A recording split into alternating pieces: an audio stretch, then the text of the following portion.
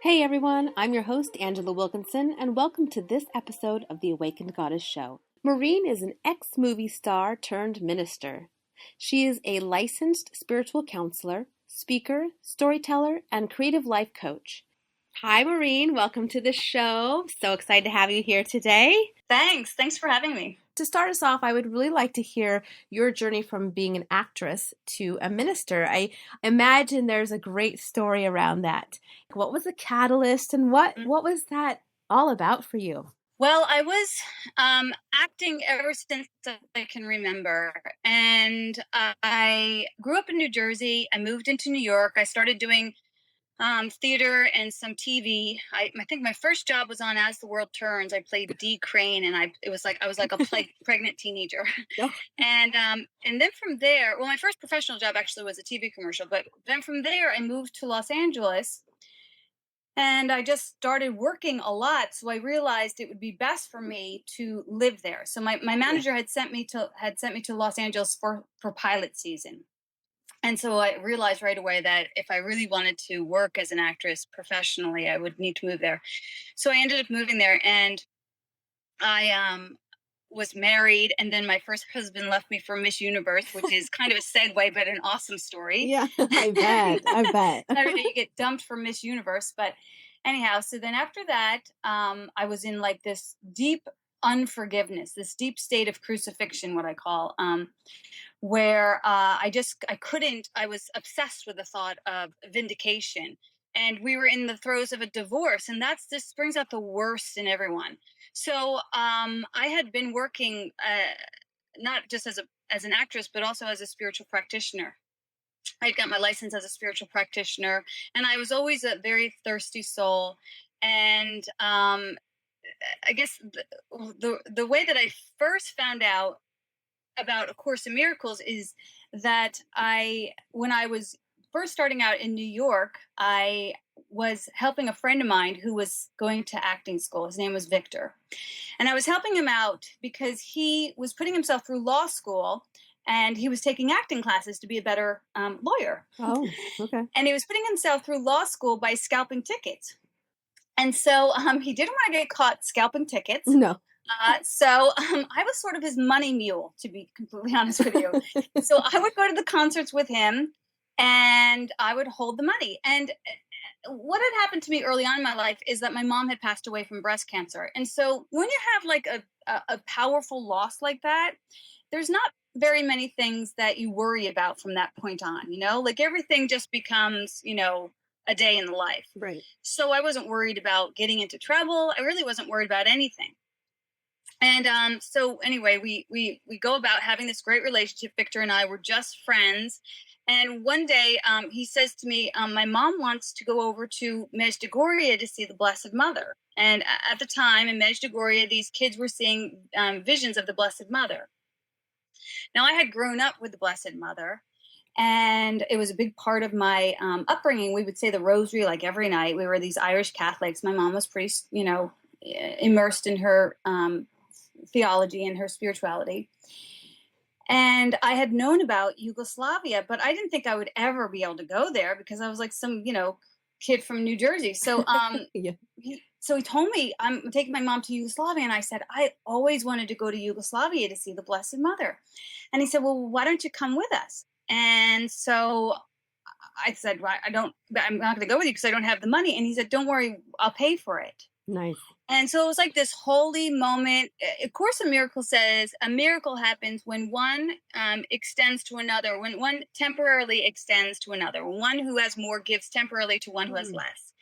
And but both people have to be okay with that miracle, because a lot of times somebody might want to extend their good to you temporarily, and you might block it and say no, and you've shattered the miracle moment. So both players are really considered miracle workers.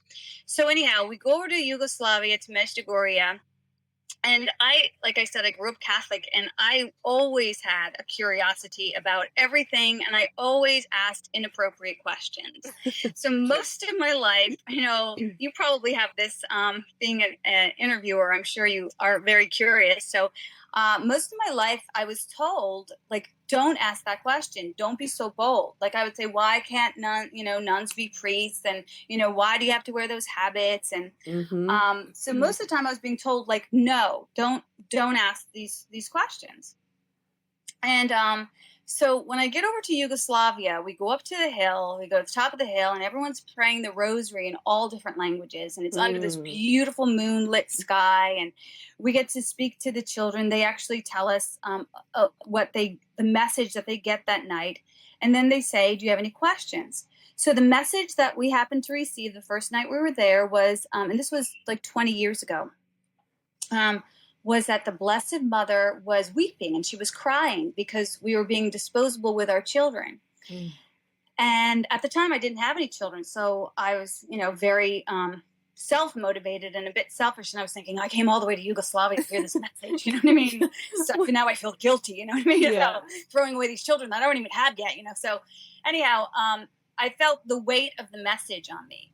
Mm. And at the end, they asked us if we had any questions. And I thought to myself, I'm not going to ask any questions because I know what happens when I ask questions. I kind of get shut down. Mm-hmm. But for whatever reason, after he said we're going to answer questions, my hand shot up. And I thought, uh-oh. And then they picked on me. They, called me out. And I stood up and a question came out of my mouth. And the question was, does the Blessed Mother ever laugh? And if so, what makes her happy? Mm. Oh no. And everybody in the crowd kind of turned around. There was 2,000 people up on this hill. All different, and I was like, oh my God, they're all thinking, who's the town idiot? Like, how could I ask such a question? Yeah. And I looked down at the woman next to me and she was like 100 years old and she looked like she'd been praying for 1 billion years with no answer. And she had like this prayer shawl on and her hands were up by her face and she had like these knobby old fingers. And she looked up at me and I thought, here it comes, the response that I've been getting my whole life, don't be so bold. But instead she looked up at me and she said, good question, honey. Aww. And I had this healing. Yeah. Like I had this total healing on top of this hill. Like me, like I had never been told good question.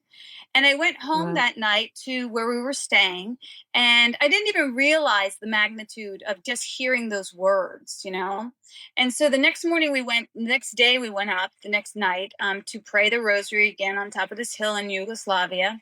And it came time for questions again. And this time somebody in the front asked this question and I thought, oh my gosh, that's the dumbest question I've ever heard in my entire life. And I was like, this recovering bad question asker. So it's funny that I thought that about this guy who was right up front. He raised his hand and he said, what books does the Blessed Mother recommend? And I thought, what? She doesn't read books, Yeah. She's not like a page turner. She's the Blessed Mother, for God's sakes. And so, but they had an answer for him. And they said, the Blessed Mother says that her son is working with 2 therapists in New York City on these books. And they didn't say A Course in Miracles, but what I remember at the time was them saying a song of prayer. And this was before, you had, phones on you or even beepers, really. I didn't have anything to write down. So I just had to remember in my small peanut brain, song of prayer. And so I thought, I'm going to go home. When I get back to New York, I'll find these 2 therapists and I'll figure out, the Blessed Mother's top reading list. And I'll figure out why this book is so important. Right. Mm-hmm. So instead I went home and I, ended up getting, pregnant and then married and then sober in that order. And then that's when I went into that, horrible unforgiveness state. And when I was in that state, I had stumbled into a bookstore and I thought maybe I should try and find that book. And I asked the woman if they had Song of Prayer, and she said no. She looked it up, and I started looking around. And for some reason, that day in that bookshop, I would fall into crossing paths with A Course in Miracles, Mm-hmm. and I just kind of pulled it off the shelf. I didn't know what it was. I read the first little part which says, nothing real can be threatened, and nothing unreal exists, and herein lies the peace of God. Mm-hmm. And it just washed over me, and there were 2 volumes there, and I purchased them both. And I went home to Los Angeles. I was living in Los Angeles at the time, and I was still acting. And I started teaching this from this book right away because I wanted to learn it, and I couldn't find anyone who was familiar with it. I actually found one guy who was a therapist, and he would meet me every once in a while in a Starbucks, and I'd pay him $20 and we would go over the lesson together. But I'm the type of person who was raised in a family of a lot of kids, and so I learn better with a larger group around me. So I thought, well, I had already been running groups out of my house, writing groups and 12-step groups. So I thought I'll just add Course in Miracles. And so I started teaching it right away. And one of the first students that came, or they're considered students and teachers, said, if you really want to know about A Course in Miracles, you should read this book. And she handed me a little thin pamphlet that was a song of prayer. Oh, love it. Isn't that funny? Yeah. And I was like, wow, I didn't even have to go look for it. It came right to me. And I didn't really make the connection. But the further I get from those moments, the more I go, oh, there's like a divine plan that I wasn't even aware of. Yeah. So anyway, I'm in Los Angeles, and I have this huge other crucifixion on my heart, which was when I was a kid, and my mom passed away. I was in the first play I was ever in was The Sound of Music. I played Liesel. So my mom was really sick when I was in this play, and she called me into her room the day of the show, and she said, I'm not going to be able to get out of bed, but I told the principal that you can come home in your costume and give me a private show. And I was devastated. I was like, I can't believe, like, because I was in such denial that my mom was dying. Like, I really thought everything was going to be the same. And of course she would come to my play, and of course she would always be there. And it just really was sort of a real wake up sign to me. Like, she really can't get out of bed. So I went down to the show, and I did the show that night. And after the show, I felt so embarrassed about having something different happening in my house. Like, I wasn't a normal kid. My mom was dying. Everyone else's moms was in the audience. And I was embarrassed by that. You know how we get embarrassed about the things that set us apart? So instead of going home in my costume, some kids invited me to go out for ice cream afterwards. And I said, okay. So I got changed back into my street clothes. I blew my mom off. And I came home late that night. And she was like, hey, what happened? And I was like, oh, I just forgot. And I didn't know how to articulate my anger, my rage, my fears. So my mom died not too long after that. And I carried this unkept promise for many years. And I think that was part of the reason that I drank, was because I had all of these ridiculous guilts that, are not anything, that we make up about ourselves.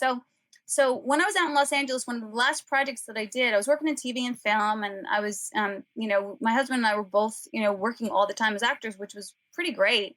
But I started writing my own projects, and one of the projects that I wrote was called Booby Trap, the very breast show in town.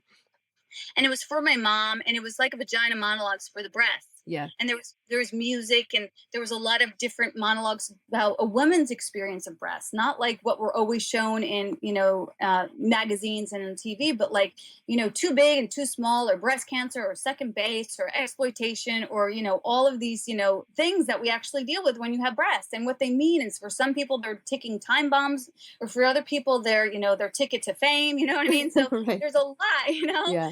There's a lot involved with our woman's relationship with the breast. But anyhow, so I did this show for my mom, and this is the long story of how I became a minister, but somebody came to see that show. We were doing it as a fundraiser for Susan G. Komen and for We Sparks, which is Tom Hanks's cancer foundation in Los Angeles. And somebody came out to see it from the Chicago area, from Elmhurst College. And my desire, that we had done the show a couple times, my desire was to sit in the audience and watch it. Like, I just wanted to experience it. Yeah, sure. So they came and they said, hey, can our theater department do a production of your show for our professor who's battling breast cancer? And I was like, this is perfect. I would love that. Like, what a gift. So I sent him the script and the music, and then the producer and I flew out to see this production in Elmhurst, Illinois. And I had never been to the Midwest. I grew up in New Jersey, flew back and forth to New York, to Los Angeles, and drove a couple times. So when I got here, I had this like total visceral experience that, oh my gosh, I'm supposed to live here. So I Yeah. called up my husband, and he was working on a TV show at the time. And I said, we should move to the Chicago area. And he said, he was like crickets for a little while on the phone. And then he was like, okay, let's do it. And I was like, what? I go, wait a second. I go, I shoot out these crazy ideas and you have to shoot them down. Like, that's our plan. Like, you can't, this is an insane idea. Of course we can't move. We have a house. We have 4 kids. They're all in school. We know everybody. Everybody knows us. We had this nice, tight knit community that we lived in. And, but he was like, no, I think it'd be really great. And then the wheels started rolling. And the next thing you know, we were selling our house in Los Angeles. We sold it to the kid from Jurassic Park. Wow.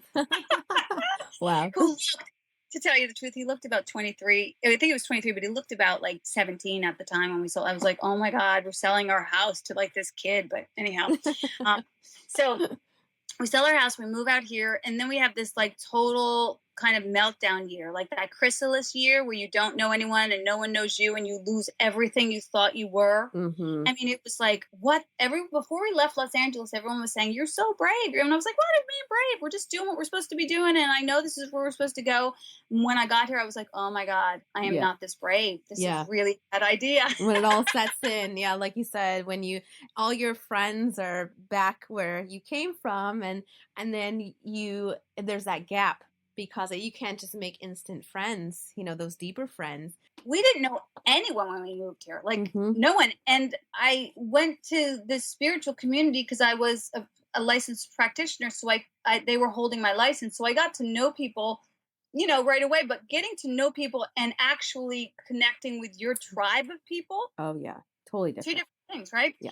And I remember my minister saying like, you can't microwave friendship. And I was like, oh shit, I really want a microwave friendship, Anyhow, it took a little while, but so I started working at this spiritual center. I was working doing youth and family and helping to support spiritual leaders, grooming spiritual leaders, and starting small groups. So that's what I was doing, and I was happy with what I was doing. And then I did this visioning one time for this retreat, and the visioning is this process that was created by or downloaded by Reverend Bernard Beckwith from Agape. He was in The Secret. And it's a 4-step process that you use. And I say like to people, like, I don't leave home without it. Like if I'm going to do anything big or important, I do a visioning, and it's his process. It's a really easy process. And what you do is you go into meditation and you ask 4 questions. And the first question is, what's the highest vision? What's the Holy Spirit's or the divine intelligence or what God's highest vision, whatever you choose to call your higher power? What's the highest vision for this project, right? And you write down everything you get, and you might get things in, pictures or song lyrics or images or feeling tones, whatever you get, you just write it down. And then the second question is, what do I need to let go of in order to step into this? And then the third question is, what do I need to embrace or embody in order to step into this vision? And the fourth question is there anything else? So a lot of people do the vision boards in January for their year. So this was just like a warm-up thing to really get in alignment with God's plan so that you could write or do or create your vision plan from that information as well. Sure. So I was doing this visioning for these women, and I decided, well, I'll include myself in it. So I did the vision, and at the very end of the vision, when I asked, is there anything else? I got really clear the words going to the chapel. And I was like, what the hell does that mean? Like, am I going to get married again? Like, I had no clue. I just immediately break out into song. Yeah, I know. I was like, going to the chapel. So then the very week I was in my office that I was doing this work, this little retreat. And across the hall from me was this singing coach that I was friends with. And we were planning on doing this little camp for kids where she was going to do the singing part and I was going to coach the acting. We were going to give these kids a little, creative toolbox that they could use on auditions. So I go over to her and we start to talk about this workshop, and she says, and if it gets too big, we can go and we can rent this place. And she hands me this brochure, and on the cover of the brochure is a picture of this chapel that I saw in my head, like the exact wall. And I was like, I go, Tracy, this is so weird. I just saw that chapel the other day in my head when I was doing this vision, and I got these words going to the chapel. And she was like, oh, that is weird. But I literally had no clue what that meant. Mm-hmm. So then we go on about our way, and we end up not even doing the camp. But, a couple months go by, and my minister asked me if I could this is actually how it happened. He asked me if I could do a talk at the church. And I had spoken before. I'd had these odd things fall into my lap where I was like invited to speak in front of 8,000 high school students. And I'd been speaking around with 12 steps. So I didn't, and I'd been an actress for so long that I didn't really have a fear about speaking. So he asked me to do a sermon on A Course in Miracles. And I was like, yeah, that sounds great. I would love to be able to share that with your community. And then something happened where it fell apart. Like he said, oh, I got somebody the same week and I'm so sorry. And I kind of felt a little bad, but I was like, well, whatever, God knows me where I'm at. And if I need to speak, I'll speak. He goes, I'm going to make it up for you. I want to make it up to you. To make it up to you, I'm going to give you a series of talks. I'm going to give you 3 talks. And I was like, okay. Yeah. It was so weird. It wasn't like I wasn't trying to navigate or, get anything. So I go, okay, that sounds great. And he was going away for this portion of the summer, and I was going to do it in July. So the first visioning happened in January, and these talks were going to happen in July. And I prepare for these talks, and then something happens the last talk, which is my older son. The night before, I go to, and every time I do the talk, I feel great. Like, I feel like, oh, this is what I'm supposed to be doing, and this is so effortless. I get great response from the parishioners, and I feel like I'm really sharing what I know to be true, and I feel like I'm being fully used completely. Mm-hmm. I guess I should say that before I left Los Angeles, the last job that I did was on Dexter, and I was murdered on Dexter, and I was laying on the floor on Dexter, looking up at the ceiling with blood all over me, and I was thinking, is this what I'm here for? Like, I don't know. Like, I feel like there may be something bigger. To be killed off in the first episode, I mean. Yeah, I was killed off, but thankfully, there's sometimes these cool little jobs where you get killed off. This was the first time I was ever killed, but I ended up being on 3 episodes, like my picture, so they pay you the same amount. So it was like it was a cash cow for me. There you go. So anyway, I started doing the prayer of Jabez from the Bible because I wanted to be used in a greater way, and I didn't know how to do that. But the prayer of Jabez is, Lord, that you will bless me indeed, that you will extend my territory, that your hand will be with me, that you will keep me from fear, that I will not cause pain. And I did this for like a week just to say, use me in my highest self, not just like some cog in someone's wheel, where I'm a bloody corpse on the ground.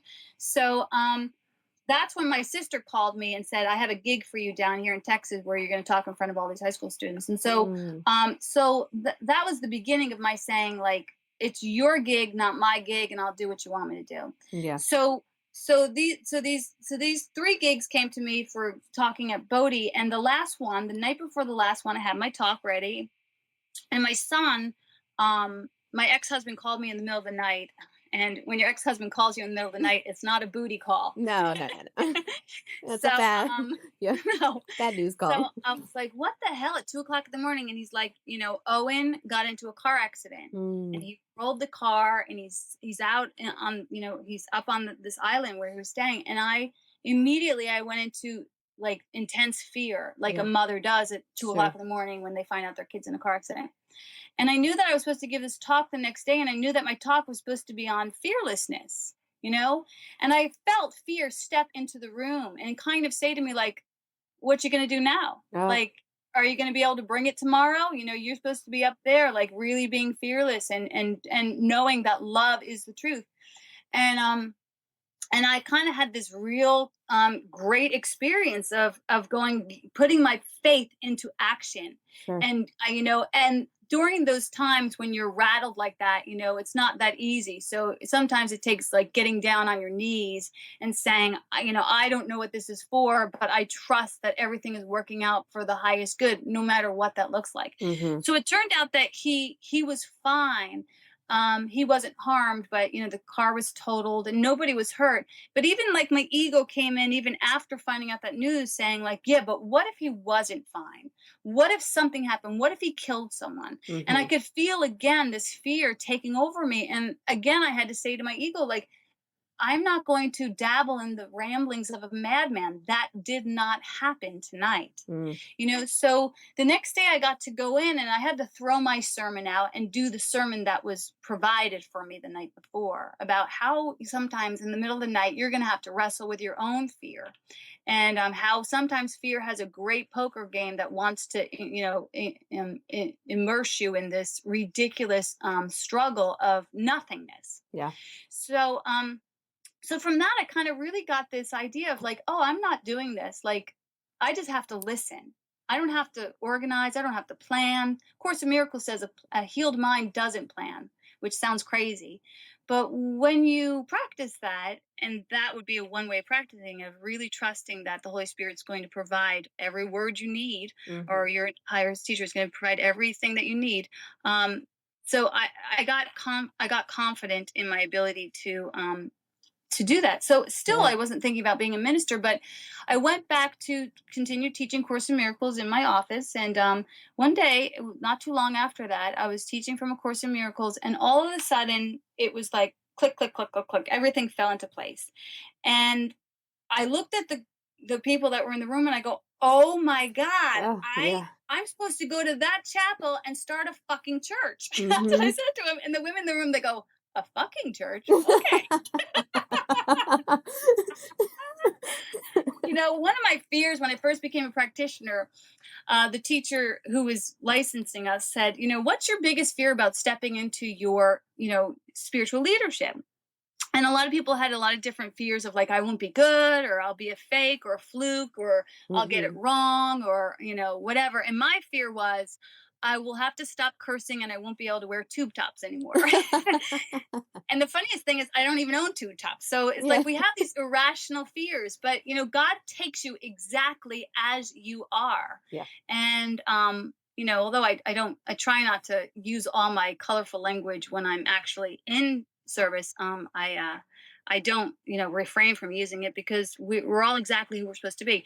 So anyhow, we went over to this church, this chapel that she showed me, and we called the woman, and it turns out it was this beautiful historical chapel that was just renovated. It had wheelchair accessibility, it had brand new bathrooms, and there was no congregation in there. There was just like a couple of gals that were teaching yoga, and they would rent it for baby showers every once in a while.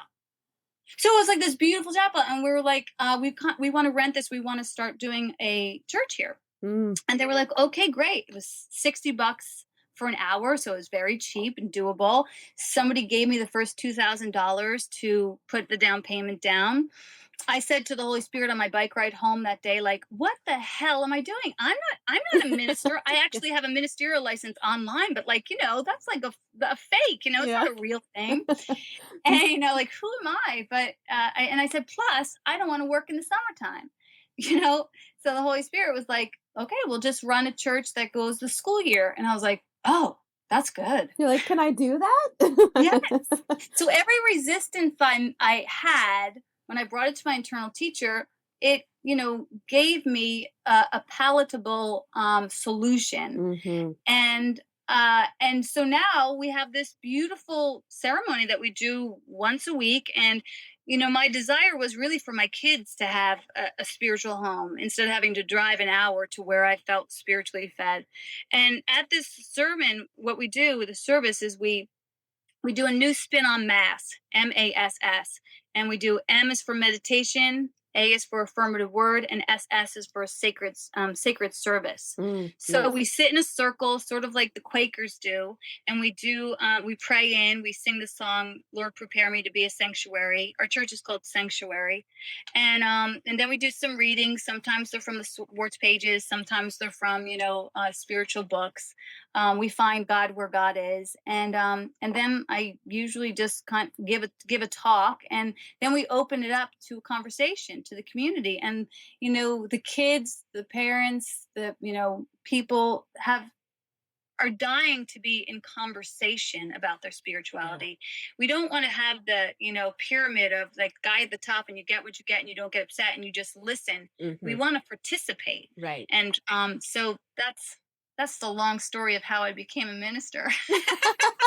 Well, I love it because it's all, the thing is it's all perfect, and it's actually time for us to wrap up. So Can you You're believe? kidding me. I No. didn't get a word in edgewise. That's all right. So I do have one last question before you. Okay. Okay. What is a practical tip that the listeners can use in their day-to-day life to help bring in or recognize miracles that are showing up in their life and kind of get out of the way?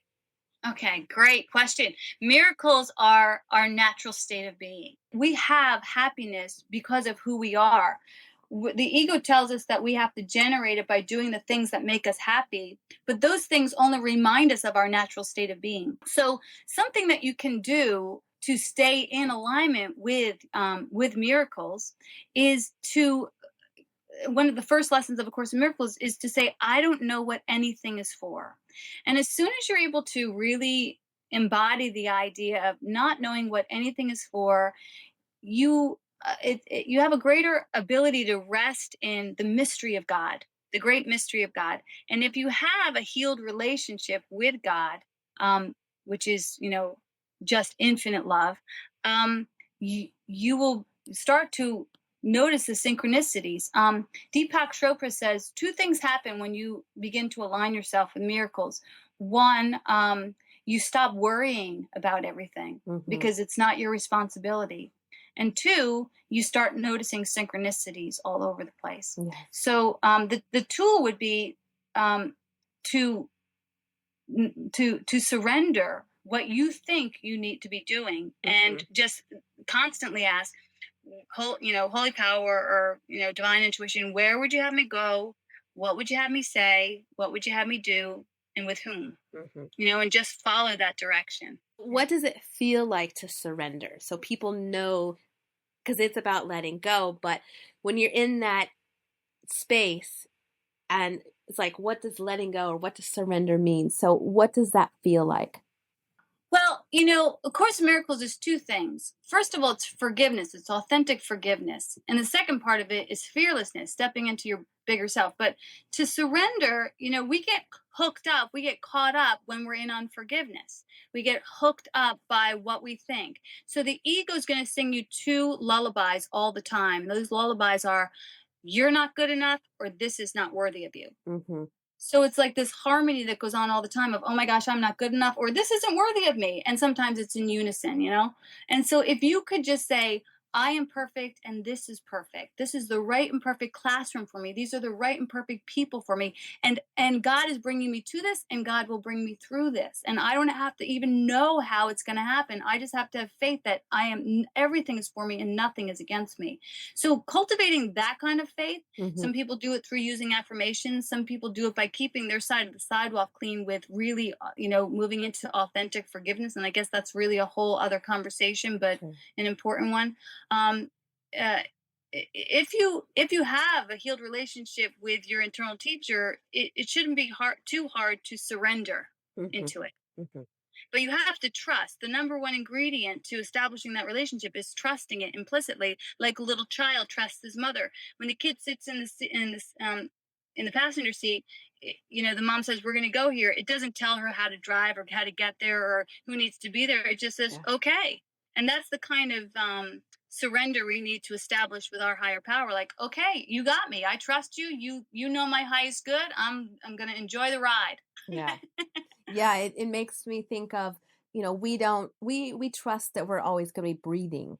We don't have to think about breathing. So same kind of thing. It's that feeling of, I don't think about breathing. And so letting go of trying to worry or figure things out and just relaxing into. So, yes. yeah. And another tip that you can do is surrender means surrendering into this moment.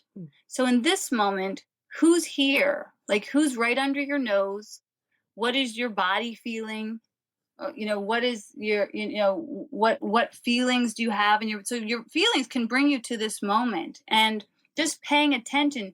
A lot of times people, say, well, where do I have to go? Where do I have to just pay attention to this moment, because the miracles are right now, Definitely. Yeah. Well, awesome. Well, this was such a fantastic conversation, and I loved hearing about your journey because there's so many pieces that we can all take from that and reflect on our own lives. So I think that, there's just value in hearing that process you went through. Yeah, and also, I'm just one teacher of A Course in Miracles. There's some really great teachers, and the best thing to do is just see, just if you're interested in this book, just ask the Holy Spirit, like, where, where would you have me go? And just know that the right and perfect teacher and students will come under your nose at the exact and right and perfect time. Hmm. Thank you again for joining me and just having this juicy conversation today. Absolutely. Thanks for having me. I have to say, like, my husband says to me, you say more words than I can listen to. So I hope I can stop. No, it was perfect. It was perfect. And the great thing is it's recorded. So if people need to absorb it on different levels at different times, then they can do that. I'll tell you two things about it. One more thing about Course in Miracles is A Course in Miracles, the backbone of it, it says, all separation from from your peace happens when the son and daughter of God remember not to laugh. And so when we start to take things too seriously, so laughter is a huge thing in Mhm. regards to staying in the present moment and enjoying miracles. Laughter brings miracles, and miracles bring laughter. Mm. Oh, Yeah. that's great. That's great. So, well, thank you everyone for listening to the show. Are you ready for more miracles to start showing up in your life? Well, a great place to start is by subscribing to the Awakened Goddess Show, your place for practical spirituality for daily living. And until next time, bye everyone.